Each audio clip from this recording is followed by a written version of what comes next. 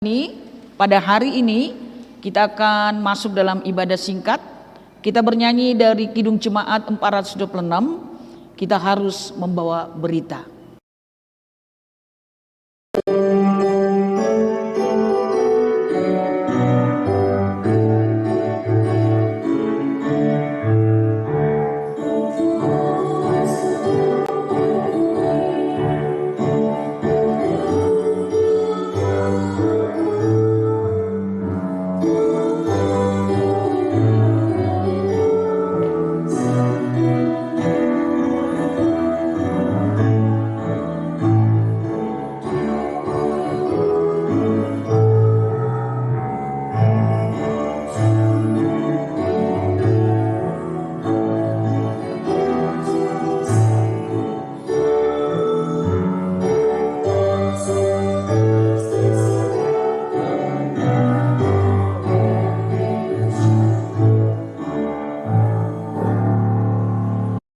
Firman Tuhan yang mengawali pelatihan kita hari ini tertulis dalam Injil Yohanes pasal 15 ayat 7.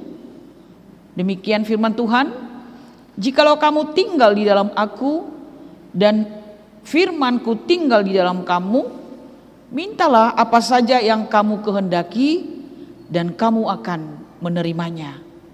Amin. Kita berdoa. Ya Tuhan Allah, pemberi kehidupan, kami bersyukur untuk kesempatan yang indah ini. Jika Engkau memperkenankan kami mengikuti pelatihan ini, kami berharap melalui pelatihan ini kami dapat memahami semua materi, sehingga kami dapat menjawab semua soal-soal ujian ketika kami menghadapi ujian nanti, dan mendapatkan hasil yang terbaik. Dan kami dapat lulus diterima di pegawai negeri sebagai pegawai yang berdedikasi di tengah-tengah bangsa kami ini. Dalam nama Yesus kami berdoa. Amin.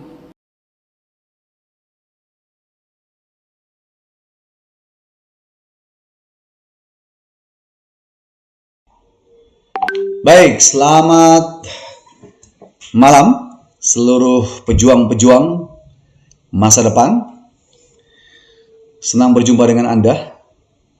Saya berkenalan dulu, nama saya Maraman Rotua Turnip, mengampuh pelajaran bahasa. Untuk kamu, saya akan ajarkan intelijensia umum, atau sebut dengan TIU ya, teks intelijensia umum. Nah, untuk itu kita akan konsentrasi untuk belajar intelijensia umum saat ini. Yang dipelajari dalamnya tentu pokok bahasanya tentang bahasa, ya, yaitu berhubungan dengan paragraf nanti, materi-materinya. Ada yang berhubungan dengan secara verbal. Nah, itu yang akan kamu pelajari. Ini ada beberapa soal yang keluar nanti di CPNS. Maka untuk itu, marilah konsentrasi. Baik, ini pertemuan kita yang kedua dalam pembelajaran untuk persiapan CPNS. Saya langsung aja. Materi yang pembelajaran hari ini, seperti yang saya katakan tadi, adalah tes intelijensia umum, atau singkatan disebut dengan TIU. Rekan-rekan atau teman-teman ya yang saya kasih, pembelajaran intelijensia umum ini sebenarnya inilah ranah yang paling mudah kalau kita mau lebih lagi konsen untuk mengerjakannya, karena ini tanpa menghafal, tanpa mengerti saja sebenarnya pilihan-pilihannya sudah ada lengkap. Cuma bagaimana cara cepatnya untuk menjawab dengan baik pula, itu yang perlu Anda pelajari dengan baik ya.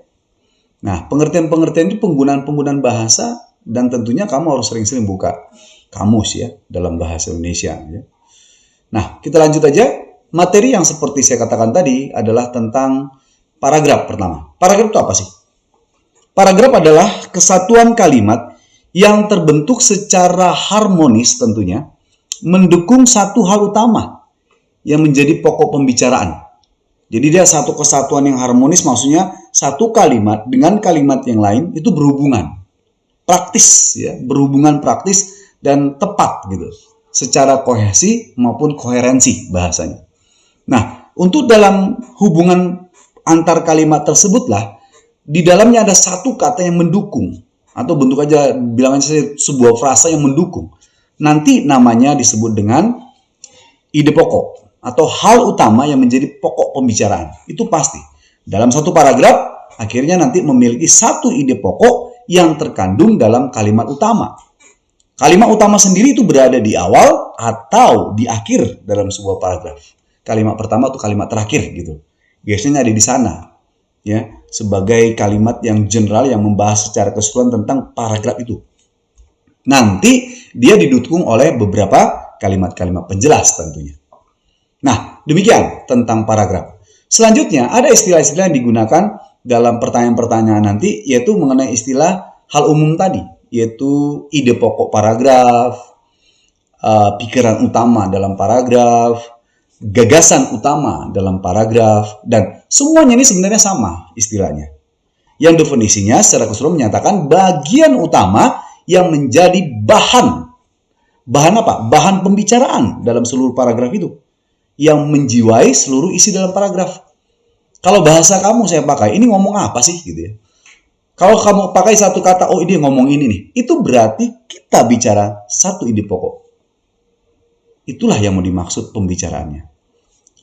Oh, dia bicara ini gitu. Nah, itu definisi dari kata ide pokok paragraf, pikiran utama paragraf, gagasan utama paragraf. Namun bukan berhenti sampai di sini, karena kebetulan begini. Dalam konteks definisi paragraf, memang ya benar ya. Dalam konteks ide pokok saya jelaskan karena tertutup gambar saya di sini ya.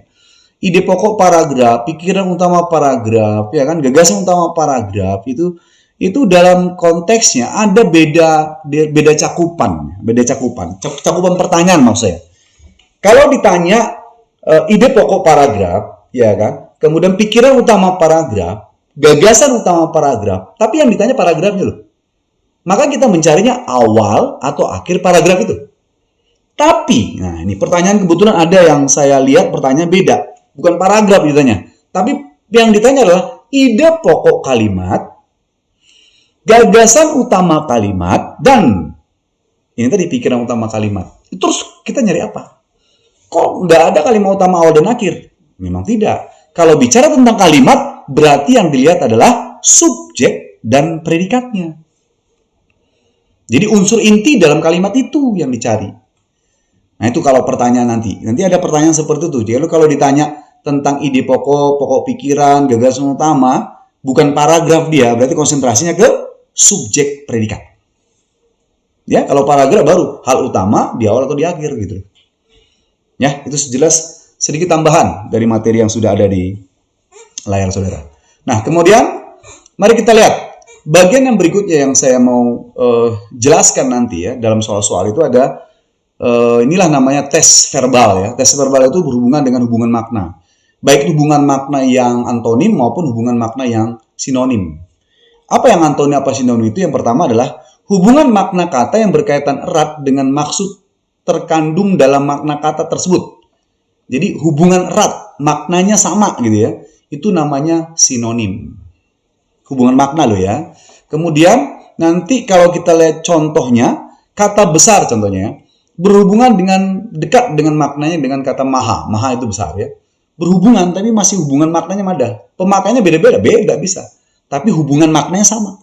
Sama-sama menyatakan besar. Raya, akbar itu besar. Kesinoniman, kesamaan hubungan makna.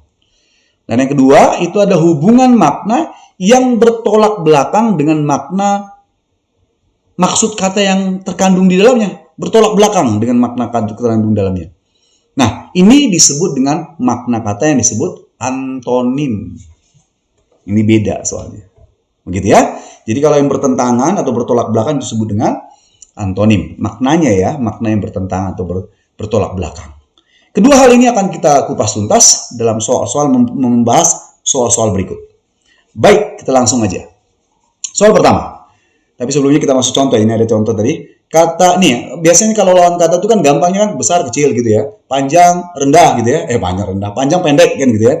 Tinggi baru rendah. Nah, ini ada kalimat-kalimat yang secara formal dalam kegiatan-kegiatan tertentu dia pakai kata jalankan, dijalankan, kata dijalankan. Yuk kita jalankan program ini. Apa lawan kata dijalankan? Diberhentikan Pak? Bisa jadi. Tapi konteks yang dijalankan itu biasanya menggunakan bahasa formal juga, yaitu kita tangguhkan dulu. bahasanya seperti itu. Itu namanya masih bertolak belakang, bukan masih ya, sorry. Bertolak belakang hubungan maknanya, dijalankan dan ditangguhkan. Itu hubungan makna yang bertolak belakang, gitu ya. Yuk kita langsung ke soal. Soal ya, begini. Yang pertama kita lihat dulu bacaannya. Jumlah penduduk dalam satu negara merupakan salah satu potensi dasar yang dapat dimanfaatkan dalam pembangunan. Potensi tersebut akan menjadi baik. Hal ini antara lain tercermin pada tingginya tingkat kesehatan jasmani negara tersebut. Di samping itu, kekuatan pembangunan tersebut akan menjadi optimal apabila penduduk dapat berpartisipasi secara penuh dalam pelaksanaan pembangunan, sesuai dengan kapasitas dan kemampuan individu dan kemampuan kelompok tentunya. Perkembangan jumlah penduduk Indonesia menurut jenis kelamin pada tahun 2000, 2005, 2010 menunjukkan bahwa lebih dari separuh jumlah penduduk Indonesia merupakan wanita. Dengan jumlah penduduk yang besar tersebut, partisipasi dan perannya dapat dijaya gunakan serta dioptimalkan dalam derap pembangunan. Bukan mustahil hasil pembangunan yang telah dicapai pada saat ini masih dapat lagi ditingkatkan lagi. Nah, gitu. Nah, ini teksnya ya. Kita masuk ke pertanyaan. Cuma 2 kok pertanyaan berhubungan dengan teks ini. Yang pertama, pertanyaannya adalah pikiran utama kalimat. Nah, loh, ketemu soalnya nih. Pikiran utama, ya, yang ditanya adalah pikiran utama sama dengan ide pokok utama, gagasan utama. Tapi yang ditanya kalimat. Kalimatnya loh, bukan paragrafnya. Jadi konsentrasi kita adalah ke kalimat. Kalimat terakhir lagi sudah diarahkan kita. Nah, kalimat terakhir yang mana? Apakah terakhir paragraf 2, apakah paragraf 1? Belum tahu ya. Kita langsung cek aja. Pada kalimat terakhir yang ini, kita sambil lihat pilihannya nanti ya. Bukan mustahil hasil pembangunan yang telah dicapai pada saat ini masih dapat ditingkatkan lagi. Kalau bicara tentang pikiran utama, ya sekali lagi saya tekankan, kalau bicara tentang pikiran utama kalimat, kita cari subjek and predikat. Mana predikatnya? Bukan mustahil, bukan, itu keterangan ya. Kita masuk ke hasil pembangunan itulah. Kemudian dijelaskannya lagi, ada kata yang di sana memperluas subjek. Hasil pembangunan yang telah dicapai pada saat ini itu subjek. Berhenti sampai di situ masuk predikatnya. Predikatnya adalah masih dapat ditingkatkan lagi. Masih dapat ditingkatkan lagi. Ini dia. Ini masih yang disebut dengan predikat. Intinya berarti subjeknya hasil pembangunan, predikatnya ini dapat ditingkatkan. Mana pilihannya? Hasil pembangunan telah dicapai, bukan hasil pembangunan. Ini dia. Yang D, benar gak? Betul, nah itu dia. Pikiran utama adalah sesuatu yang menjadi pokok pembicaraan. Tentu di dalam kalimat itu menjadi unsur yang inti yang dicari, subjek predikat. Kalau kalimat ya, ingat sekali lagi, kalau kalimat. Kita lanjutkan pertanyaan kedua. Ini berhubungan dengan nya ya. Nya itu sebagai, ada 2 versi ya. Bisa 3 ya. Nya itu bisa sebagai imbuhan, nya sebagai kata ganti orang, nya sebagai penunjuk. Nah di sini, nya sebagai penunjuk kalimat sebelumnya gitu ya, penunjuk kalimat sebelumnya. Nya pada peranannya dalam kalimat terakhir kutipan di atas menunjukkan kalimat yang mana nih, kata yang mana nih gitu ya. Mari kita lihat. Nya di sini sebagai peranannya ya, menunjukkan kalimat yang mana. Kalau kita baca perkembangan jumlah penduduk jenis kelamin pada tahun 2000, 2005, dan 2010 menunjukkan bahwa lebih dari separuh jumlah penduduk wanita Indonesia merupakan wanita. Dengan jumlah penduduk yang besar tersebut, partisipasi dan peranannya. Peranan siapa? Ya wanita dong. Ada nggak? Ada, ini dia yang D. Benar nggak jawabannya D? Betul. Nya disebut sebagai petunjuk kata penduduk wanita. Maka jawabannya adalah yang D. Ya, kalau ini gampang. Oke, kita lanjut lagi. Nah, kita sekarang masuk ke hubungan makna. Ini paling banyak soalnya. Di antara yang berhubungan dengan paragraf tentunya. Ya, itu kita akan mulai dari sekarang tentang hubungan makna yang berhubungan dengan tes verbal namanya. Petunjuknya adalah pilihlah satu jawaban yang paling dekat artinya dengan kata-kata yang dicetak dengan huruf kapital. Mari kita lihat. Contoh, soalnya langsung ya.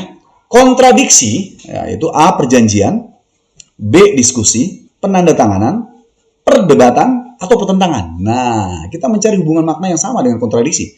Kalau perjanjian, sama sekali tidak berhubungan. Perjanjian itu hubungan antara dua belah pihak mengikat sebuah perjanjian. Ini kontradiksi nggak ada hubungannya. Kontra itu berlawanan. Ini berhubungan sih. Diskusi itu pembicaraan, ya, berkelompok atau tukar pikiran ya, berdiskusi. Ini nggak ada hubungannya dengan kontradiksi. Memang di dalam diskusi itu ada kontradiksi, Pak. Oh ya, bisa aja. Nyambung ya kalau masih itu. Penandatanganan kontrak. Waduh, karena ada kontraknya bikin kontradiksi. Wah, jauh sekali ya. Ini tidak ada berhubungan. Perdebatan. Ya, masih berhubungan sih. Terjadinya perdebatan karena ada kontradiksi. Oke, tapi bukan itu definisinya. Bukan itu hubungan maknanya. Yang terjadi seperti itu. Hubungan personalnya nanti ya. Pertentangan, nah ini definisi katanya. Kontradiksi sama dengan pertentangan. Memang berbeda, bertentangan ya. Benarkah itu? Benar. Arti yang paling mendekati dari kata kontradiksi adalah pertentangan. Oke, kita lanjut. Berikutnya dampak. Kalau dari artinya, kata dampak itu bisa efek ya. Bisa akibat gitu ya. Sebelum kita masuk ke pilihan nih. Wow, ternyata udah jawabannya E. Kenapa E? Udah jelas. Akibat, nggak ada efek kan? Jawaban yang lain kan? Penyakit kulit jauh banget. Pengaruh, oke, dampak bisa pengaruh ya. Agak mirip sih. Dampak atau pengaruh lagi mirip. Tapi ada perbedaannya ya. Nggak ada definisi maknanya. Hampir sama memang, tapi ada perbedaan. Terlihat, oke. Ada hubungannya dengan terlihat ya. Nampak kali maksudnya kalau terlihat kan. Nah, kemudian tending saya nggak tahu tending apa arti. Ya, dalam kamus juga nggak ada artinya. Ya, jawabannya pasti akibat lah. Nah, itu ya kan. Jadi arti yang paling mendekati dari kata dampak adalah akibat atau efek. Itu yang kedua. Berikutnya, soal yang berhubungan masih ya sama agun. Diagunkan. Dana itu diagunkan. Uangnya diagunkan. Barangnya diagun ya. Berarti agun. Ya. Agun gak ada dong ya. Ya ini orang-orang ekonomi bisa pasti ya. Hutang jauh lah kalau diagunkan hutang. Beda dia. Pinjaman bisa lah. Bisa pinjaman ya. Tapi untuk meminjam kita harus ada agunan. Beda juga ya. Simpanan. Oke. Simpanan misalnya ya. Jual. Beli ya. Nah kita lihat. Agun, cagar, tanggungan. Ya, agun, jaminan. Sama dengan jaminan. Jadi jawabannya gadai ya. Sama ya. Agun, gadai. Ya sama itu. Menggadai atau mengagunkan. Oke. Nah kemudian kita lanjut lagi. Bagaimana dengan kendala? Kata kendala itu sama dengan gangguan bisa ya. Gangguan. Hubungan maknanya sama-sama. Hambatan boleh. Tali kuda jauh banget ya. Ketegangan. Oke, dalam kendala itu ada rasa tegang. Oh ya, masih nyambung. Tapi kondisi hubungan maknanya beda ya. Kerusuhan. Ya karena ada kendala, ada kerusuhan. Bisa jadi sih. Tapi nggak ada. Bisa jadi belum tentu adanya kendala, ada kerusuhan. Belum tentu juga ya. Kendala itu paling masalah bisa kan gitu. Nah dari semua ini, gangguan atau hambatan yang paling tepat nih. Nah, kita pilih dua nih. Ada pengecoh soalnya, ya kan? Untuk kata kendala, kalau kendala itu lebih mengarah kepada ya masalah misalnya. Masalah yang dihadapi. Kalau gangguan yang dihadapi, hambatan yang dihadapi masih. Kalau gangguan masih bisa dilewati. Kalau hambatan sudah pasti kita mencari jalan yang lain. Maka yang berhubungan dengan itu, yang berkaitan dengan masalah yang tidak bisa dia pikirkan dan mencari jalan keluar ya udah hambatan. Maka jawabannya paling tepat pasti hambatan deh. Iya ya. Arti yang paling mendekati dari kata kendala adalah hambatan. Begitu. Kita lanjut. Bagaimana dengan gerasi? Ya, gerasi ini orang-orang hukum pasti ngerti langsung ya, langsung dapat jawabannya. Tapi sebagai orang-orang awam nih hukum nih, nggak ngerti gimana caranya nih. Tempat penyimpanan mobil, wah itu memang benar sih, garasi ya. Tidak usah membayar, gratis dong. Pengampunan hukuman dari presiden, nah ini beda sendiri nih, misalnya gitu kan. Alat untuk memotong kayu itu gergaji bos. Percetakan, waduh, jauh banget percetakan artinya kan dengan gerasi ini. Nah berarti ini jawabannya nih, ini berbeda dengan yang ini, beda maknanya ya. Jadi pengampunan lah, pengampunan hukum dari presiden. Jawabannya benar? Ya, arti yang paling mendekati dari kata gerasi adalah pengampunan hukum dari presiden. Begitu ya, cantik. Kita lanjut. Bagaimana dengan kreasi? Nah, kalau kreasi sendiri itu kemampuan berpikir, benar gak? Ya, kalau kreasi kemampuan berpikir itu masih di kepala nih. Tapi kalau kreasi sudah diaplikasikan, sudah diwujudkan nih, tercipta yang baru. Tercipta. udah ada kepandaian menari. Kepandaian menari itu kreasi nggak bisa sih. Orang pandai menari ada kreasinya. Itu berhubungan dengan inovasi. Tapi kalau berhubungan dengan inovasi, dia pandai menari, dia menciptakan sesuatu kan? Iya kan, cara yang baru. Ya itu berarti ciptaan dong. kepandaian, keindahan, nggak ada hubungannya. Oke, bagi jawabannya ciptaan. Betul? Iya, arti yang paling mendekati adalah kata kreasi, yaitu adalah ciptaan. Iya, itu ya. Nah, bagaimana dengan soal berikutnya? Kulminasi. Wow, orang pernah, mungkin kamu juga pernah mendengar ya kata titik kulminasi. Wes, titik kulminasi itu udah paling atas gitu. Ya kan? Kalau keadaan emosi seorang, oh bisa titik kulminasiku. Wah, itu marahku. Wah, beda tuh, beda. Kadang emosi seorang bisa kan reda, bisa tinggi. Di mana nih posisinya? Yang tinggi kah gitu ya. Jadi kulminasi paling atas nih. Jawabannya C pasti ya. Tingkat yang tertinggi, sumbu bumi enggak, panas terik, wow jauh ya. Nah ini, di jawabannya arti yang paling mendekati dari kata kulminasi yaitu tingkatan yang tertinggi. Oke, ya itu jawabannya. Baik, kita lanjut lagi. Nah, ingsut, waduh, ingsut ini beringsut kan gitu kan, ada kata beringsut ya. Beringsut tuh bergeser sebenarnya. Wah udah tuh jawabannya. Keluar jauh, jauh apalagi. Perlahan, perlahan mirip nih perlahan. Beringsut, nah perlahan bisa ya, bisa agak mirip ya. Tapi kalau lebih dekat dan mirip ya lebih dekat yang bergesernya. Langsung beda. Nah antara bergeser dan perlahan lebih dekat yang bergesernya. Apakah benar? Mari kita lihat. Iya itu dia. Ingsut makna berlawanan. Ini salah definisi ya. Harusnya makna yang berhubungan ya dengan bergeser sedikit. Ini berhubungan bukan berlawanan. Kita lanjut lagi. Nah bagaimana dengan soal ini? Ini masih berhubungan sama maknanya ya. Residu. Tadinya saya mencari-cari kata di dalam kamus. Residu itu apa sih? Residivis beda. Residu itu apa? Mau nggak mau saya harus buka lagi kamus. Bener. Ya saya persiapan, kamu harus persiapan juga dong ya. Dalam kondisi ini kamu harus sering membuka kata-kata baru, hal-hal yang baru. Karena ada kata-kata yang memang nggak familiar. Yang asing. Tapi akhirnya itu yang dikeluarkan banyak. Nah, setelah saya ketahui, ternyata residu itu dalam konteks kalimat, dalam ranah bidang-bidang tertentu yang pelajari ini tentang minyaknya, ada endapan di dalam itu namanya residu. Nah, akhirnya kalau saya kait-kaitkan dengan itu gangguan nggak ada hubungannya kan?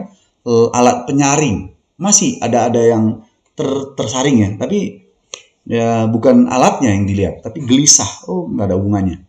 Rasa duka apa jauh sekali. Nah, sisa nih, ini dekat nih dengan sisa nih. Tadi alat penyaring itu ada sisa kan? Nah, sisanya itu. Nah, karena di dalam kamus pun dia definisinya begini. Arti yang paling mendekati dari kata residu adalah sisa. Dapat merupakan endapan tentang minyak tanah. Jelantah ya. Itu bagian dari endapannya.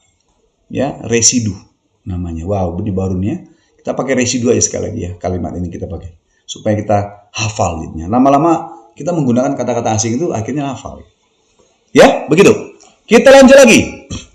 Nah, sekarang nuansa. Pada pengertian kata nuansa, sering kan kalau ada kelompok-kelompok orang-orang yang berlagu bersama, ya vokal grup, ayo kita nuansa biru yo. Ada kesamaan dengan biru dong, bukan biru beneran gitu loh. Iya nggak? Biru keputihan juga nuansa biru nggak? Iya. Biru kemerah? Iya. Jadi ada kesamaan warna, ada kesamaan hubungan maknanya. Yang mana tuh? Nih ada unsur kesamaan, unsur makna yang berhubungan ya. Ini bukan perbedaan nih, unsur makna. Perbedaan berat, nggak ada hubungannya. Oh, sorry. Dalam konteks nuansa ya memang sih nggak sama gitu. Kan nggak sama kan, berbeda. Biru agak keputihan ya, nggak sama memang, tapi ya masih dominan birunya gitu nuansa ya. Jadi dalam hal ini berhubungan dengan unsur maknanya lah. Makna lebih tepat daripada perbedaan berat, bukan jauh sekali nih. Kalau irama juga enggak, kelangsungan dia. Ini lebih dekat lah. Yang C ini kayaknya. Nah, benar kan? Oh, ini salah ketik nih ya. Arti yang paling mendekati dari kata nuansa adalah perbedaan unsur makna atau perbedaan yang sangat halus atau kecil. Ya, perbedaan halus atau sangat kecil itu B. Baik, jawabannya yang C seharusnya perbedaan hanya makna, ya. Unsur makna, perbedaan unsur makna maksudnya kata nuansa itu. Iya, sekarang kita masuk ke pedar. Apa sama dengan pedar? Wah, ini kalau jauh sekali memang kalau kita nggak ngerti apa itu pedar, kita lihat pilihannya aja deh. Pisah, encer, getir, tajam, tandus. Wah, bingung kan? Ini apa gitu ya? Coba kita lihat pilihan. Pisah, berpisah. Encer, nggak ada hubungan dengan pisah. Getir, ini jauh-jauh semuanya. Tajam. Coba kita hubungan dengan pisah itu keadaan. Encer itu zat cairan. Getir itu bisa rasa. Tajam, bisa rasa juga ya. Tandus keadaan. Nah, berarti ada dua rasa nih. Ya, arahnya ke sana kita. Yang berhubungan dengan ada dua kondisi ini mungkin cara saya nih cara yang sesuatu yang ya kita mau mencari cara cepatnya gimana nih. Padahal kan nggak tahu kita apa artinya. Nah, kalau kita hafal sih nggak masalah, tapi kalau nggak tahu kita lihat pilihan A, B, C, D-nya. Nah, untuk itu kalau saya lihat dari pisah, encer, getir ini ada dua kata yang sama berhubungan dengan bau dan rasa ini. Iya kan? Kalau bahasa Batak ada nai padar kan? Itu lebih enak aja. Ya, berhubungan dengan itu kayaknya. Ya, coba kita lihat apakah benar. Enggak ya kalau saya memilih getir itu kerdil gitu ya. Ada rasa. Coba ya, pedar itu ternyata getir, betul. Hubungannya sama ya. Tengik itu bau ya, tentang rasa dan bau. Oke, jawabannya pedar itu adalah getir. Ingat ini ya, kata-kata yang asing kamu ingat lah. Ya ini ingatlah ya. Ini asing deh soalnya. Ya, ternyata yang sama dengan pedar itu adalah getir. Kita lanjut. Canggih. Kalau bicara canggih, ya ini bahasa Jawa ya mungkin ya. Dasarnya itu kata canggih cerewet tuh. Ribut berisik gitu ya. Itu canggih. Nah, kalau kita mencari sorry. Ini kebetulan bukan kesamaan kayaknya. Karena kalau kita cari kesamaan atau sinonimnya, nggak ada jawaban soal ini. Ya modern palingnya ada jawabannya. Ya.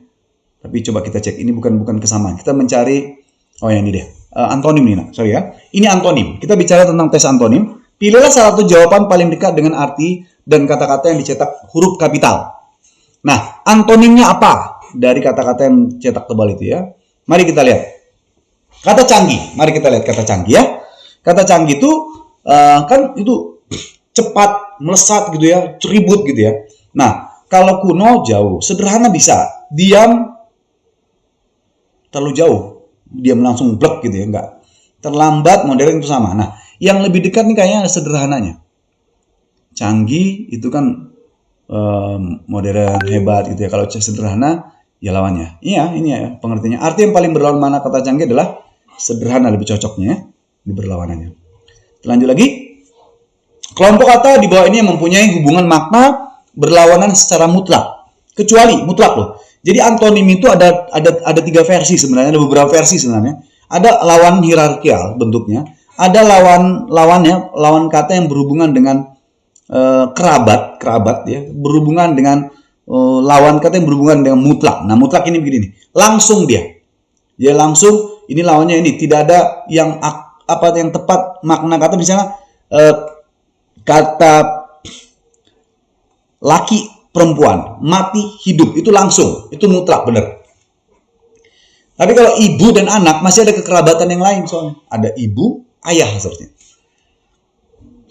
Jadi nggak bisa kita pilih itu mutlak. Contoh yang lain misalnya ke hierarkial, hubungan antara jabatan, antara atasan dan bawahan. Masih ada lagi yang lain nggak? Masih. Dalam konteks atasan bawahan ini, ya bisa masuk hubungan hierarkial juga dalam konteks yang lain. Ya kan? Ada wakil gitu, ada jabatan wakil, kepala wakil gitu kan. Masih ada hubungan yang lain gitu. Nggak langsung, nggak mutlak. Jantan betina langsung, kecil besar langsung. Maka yang tepat itu ibu dan anak lah. Benar gak? Nah itu dia benar ya.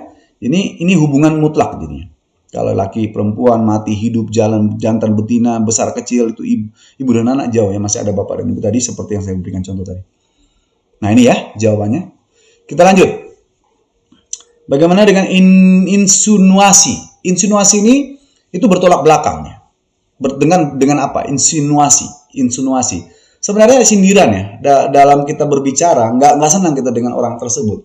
Kita kan ada tipe orang yang nggak mau langsung negur ya. Kalau nggak mau langsung negur, biasanya pakai insinuasi berasal dari kata itu ya. Kita pakai sindiran. Nah, pakai sindiran supaya orang itu tergurur. Maka lawan dari sindiran itu adalah terang-terangan ini. Kalau ini kan to the point ya, caci maki, rayuan ini langsung pujian, sapaan ya. Ini berbeda juga sih. Tapi ini terang-terang berhubungan dengan teguran tadi, sindiran tadi ya. Maka jawabannya yang A. Indonesia itu tuduhan terselubung ya, sindiran atau ya lawannya terang-terangan lah. Kayak gitu ya. Ya, kita lanjut lagi. Nah, saudara-saudara, ini yang beberapa terakhir sebelum kita masuk ke generik. Generik itu sebenarnya hubungan makna yang bersamaan dengan hubungan makna generik itu general. General, umum. Makanya salah kalau dikatakan kalau obat generik itu obat murah. Enggak, obat umum, bukan murah ya. Dalam konteks ini nanti kita bisa salah, antar murah katanya mahal lawannya, kan bisa kan? Hati-hati ya. Nah, generik itu umum. Nah, kalau umum berarti lawannya khusus. Ini dia. Itu generik, berasal dari kata general ya. Jadi generik umum, nah sama seperti lazim umum, lawannya khusus gitu dia. Ya, jawabannya bola. Iya, kita lanjut lagi. Pujian, ini berhubungan dengan hadiah, sanjungan, cemooh, cacian, apresiasi. Kalau lawan namanya pujian ya, pasti antara cemooh, cacian dong ya. Mana lebih saklak ya, bahasanya lebih langsung dia. Ya bukan cemooh. Kalau cemooh itu lebih mengarah kepada orang nggak berani dia langsung mencemooh, nggak berani di depannya langsung. Kalau pujian kan di depan, maka lawan dengan itu adalah cacian langsung pada orangnya. Nah, ini yang tepat yang D dong. Betul nggak? Iya. Pujian pernyataan penghargaan yang sesuatu membuatnya keheranan atau takjub. Lawannya cacian atau sumpah serapah. Itu yang D. Oke? Iya, itu dia. Yuk, kita lanjut lagi yuk. Itu jawabannya. Mari kita lanjut lagi. Bagaimana dengan soal singa dan rasa? Nah, ini versi soal yang beda nih. Tadi kalau verbalnya sinonim antonim, kita masuk yang antonim itu, yang lawan kata itu. Ada, bukan ini berlawanan kata, tapi ada yang hal umum dikaitkan dengan hal khusus. Hal khusus dikaitkan dengan hal umum. Sebaliknya seperti itu. Coba kita cek. Ini soal versi seperti ini ada ya. Singa titik 2 rusa. Maksudnya bisa kita bikin bahasanya singa makan rusa, bisa kan? Ya. Jadi kita lihat ada pemangsa, ada yang dimangsa. Kalau antiseptik itu ada obat, berarti ada arahannya, ada apa namanya? Ada objek yang mau diobati kan antiseptik ya. Maka jawabannya kuman. Ini sasaran dia yang mau diobati.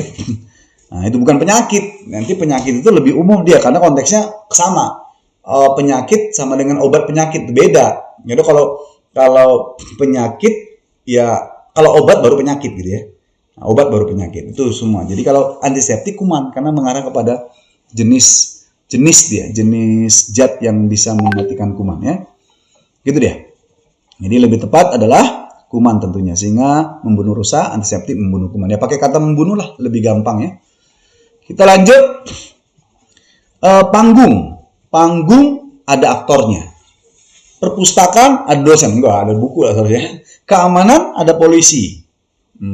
Bolehlah, tar. Ring ada petinju. Oh bisa. Musik ada konduktor. Uang ada mesin. Enggak lah ya. Nah, bagaimana yang berkaitan dengan ini? Jadi berpasangan selalu ada, kalau ada panggung pasti ada aktornya.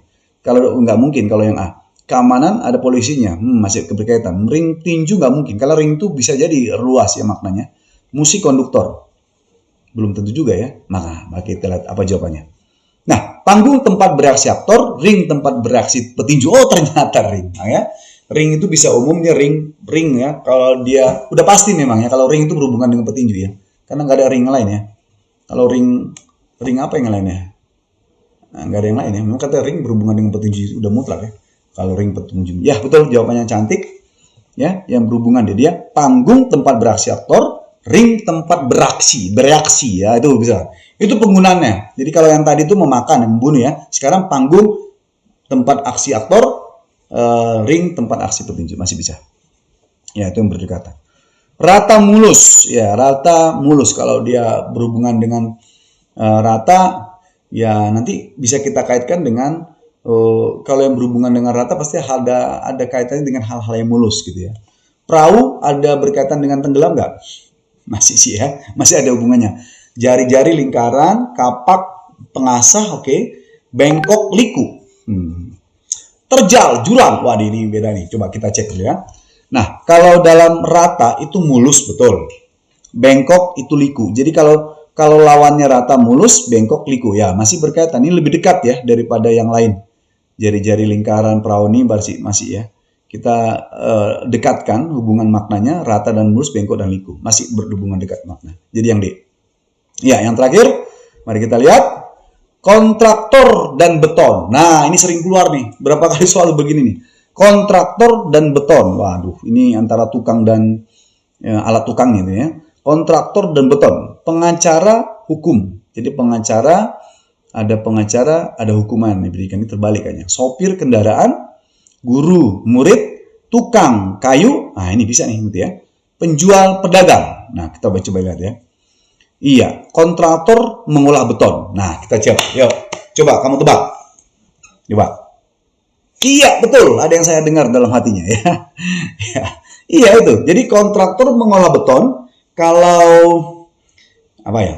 Kita lihat. Apakah itu tukang mengolah kayu? Itu yang saya bilang tadi ya. Tukang mengolah kayu. Kontraktor mengolah beton, tukang mengolah kayu. Iya, demikianlah perjumpaan kita. Dan kita berjumpa nanti di sesi berikutnya. Nanti ada sesi tanya jawab juga di hari Sabtu, boleh ditanyakan di sana lebih dalam lagi. Bersama saya Mbak Maraman di sini. Sampai jumpa di waktu dan gelombang yang sama. Tuhan memberkati, semangat selalu ya. Oke.